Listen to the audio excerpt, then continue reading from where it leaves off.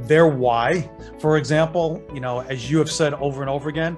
Because if we understand everybody's values and their big why and understand their skill set, a big part of leadership is to help people discover their true gifts. And then for you to find the yin and yang of two things. One is looking at people on your team and making sure they're in roles where they can exercise their greatest strengths, as opposed to trying people to put them in roles where you're spending all your time trying to help them show up their weaknesses. Let's get them in roles where their strengths can shine, and let's at least get their anything that are gaps up to at least adequate, right? So that's really important. But then finding the balance of your talent approach to your actual needs of your business.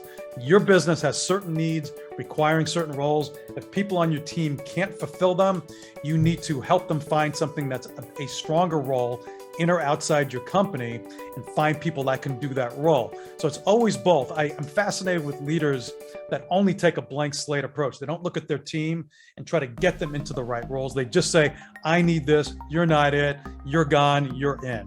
And I'm also fascinated with people who take the opposite approach, where they construct their business around their talent, which I also think is flawed. To me, the most valuable, sustainable businesses are led by people that look at both. They look at blank slate, what the evolving needs of your business is, but also look at your talent set and make sure you're optimizing your talent who are committed, who are aligned against specific roles where they can shine and really matter, but also feel a lot of satisfaction.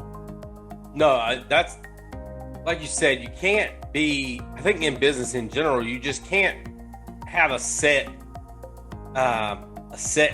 mindset and say that that's going to take care of everything. Like you said, you can't be all blank slate. You can't be all, oh, well, I'm going to make my talent work for me, right? You have to have some flexibility. You have to be able to evolve. You can watch the podcast back, and there's plenty of times we've talked about evolution and changing with your competitors, being ahead of your competitors.